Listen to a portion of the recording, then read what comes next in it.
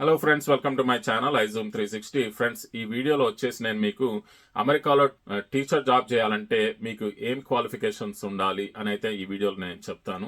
So friends, మీరు teaching అనేది high స్కూల్లో చేయొచ్చు, లేదా మిడిల్ స్కూల్లో చేయొచ్చు, లేదా ఎలిమెంటరీ స్కూల్లో కూడా చేయొచ్చు అనమాట. కాకపోతే దీనికి కొన్ని క్వాలిఫికేషన్స్ అయితే ఉంటాయి ఫ్రెండ్స్. సో ఈ వీడియోలో నేను మీకు ఫుల్ డీటెయిల్స్ అయితే చెప్తాను. సో నా వీడియోని ఫస్ట్ నుండి లాస్ట్ వరకు అయితే చూడండి ఫ్రెండ్స్, అప్పుడు మీకు ఒక ఫుల్ అండర్స్టాండింగ్ వస్తుంది. అలాగే నా ఛానల్ని మీరు ఎవరైనా ఇంకా సబ్స్క్రైబ్ చేసుకోకపోయింటే సబ్స్క్రైబ్ చేసుకోండి ఫ్రెండ్స్. ఈ వీడియోకి ఒక లైక్ ఇచ్చేయండి. మీరు అందరూ చాలా మంది వీడియోస్ చూస్తున్నారు కానీ ఫ్రెండ్స్ ఎవరు కూడా సబ్స్క్రైబ్ చేసుకోవట్లేదు. So please subscribe to my channel friends.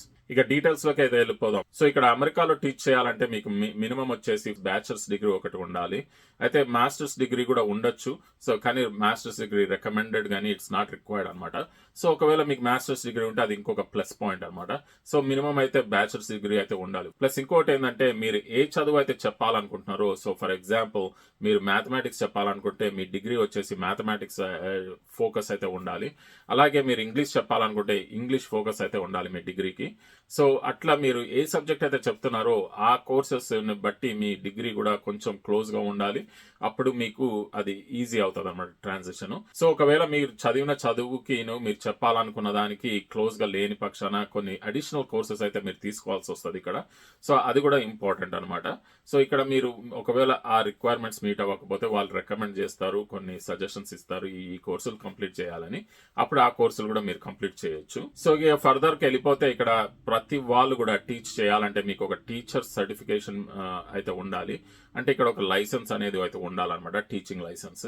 So ఆ టీచింగ్ లైసెన్స్ రావాలి అంటే ఫస్ట్ మీకు బ్యాక్గ్రౌండ్ క్లీన్గా ఉండాలి. సో ఫస్ట్ వచ్చేసి లైక్ మీకు క్రిమినల్ రికార్డ్స్ ఏమైనా ఉన్నాయా, పోలీస్ రికార్డ్స్ ఉన్నాయా, అవన్నిట్లో ఏమైనా ఫెలనీస్ ఉన్నాయా, ఇలాంటివన్నీ అయితే చెక్ చేస్తారు. సో అది క్లియర్గా ఉంటే నెక్స్ట్ స్టెప్ వచ్చి కొన్ని టెస్ట్లు అయితే తీసుకోవాల్సి వస్తుంది మీరు.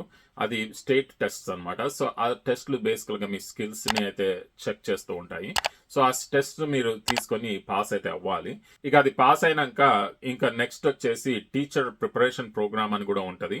అది కూడా మీరు కంప్లీట్ చేయాలన్నమాట. సో ఈ టీచర్ ప్రిపరేషన్ ప్రోగ్రామ్ వచ్చేసి ఫ్రెండ్స్ మీకు టీచింగ్ ఎట్లా చేయాలి, ఎట్లాంటి ఇంటరాక్షన్స్ ఉండాలి మీకు పిల్లలతోటి, వాళ్ళతోటి మీరు ఎట్లా కమ్యూనికేట్ చేయాలి, ఇలాంటివన్నీ కూడా కొన్ని నేర్పిస్తారు అనమాట.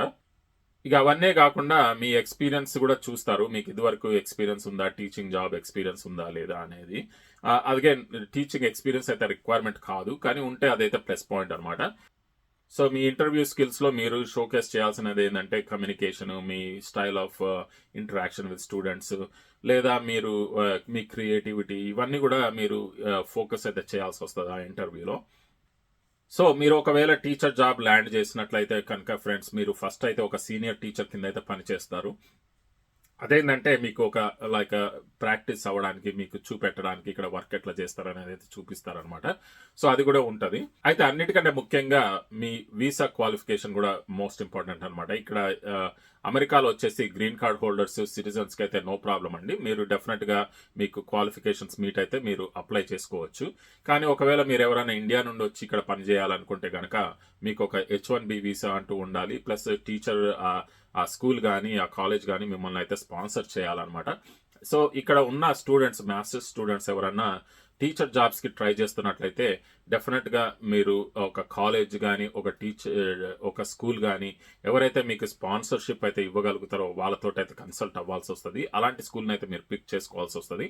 ప్లస్ మీకు H1B అయితే పిక్ అవ్వాలన్నమాట. అది కూడా లాటరీ సిస్టమ్ కదా. సో అది కూడా మీకు పిక్ అయిన పక్షాన అప్పుడు మీకు ఇక్కడ జాబ్ వచ్చే అవకాశం అయితే ఉంటుంది అనమాట.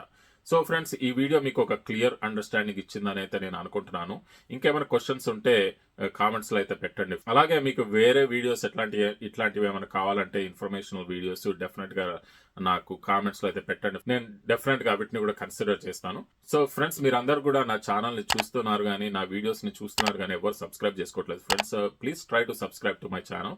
అది నాకు కూడా ఎంకరేజింగ్ ఉంటుంది. నేను ఇంకా మోటివేషన్గా ఫీల్ అవుతాను. అలాగే ఇట్లాంటి వీడియోస్ ఇంకా కొన్ని మీకు అందజేయగలుగుతూ ఉంటాను. సో అలాగే ఫ్రెండ్స్, మీకు ఇంకా వేరే టాపిక్స్ మీద వీడియోస్ కావాలన్నా, ఇంకెటువంటి క్వశ్చన్స్ ఉన్నా కూడా కామెంట్స్లో అయితే పెట్టండి. ఈ వీడియోకి ఒక లైక్ ఇవ్వండి, షేర్ చేయండి. ఇక మళ్ళీ నెక్స్ట్ వీడియోలో అయితే కలుద్దాం. Thank you very much. Bye.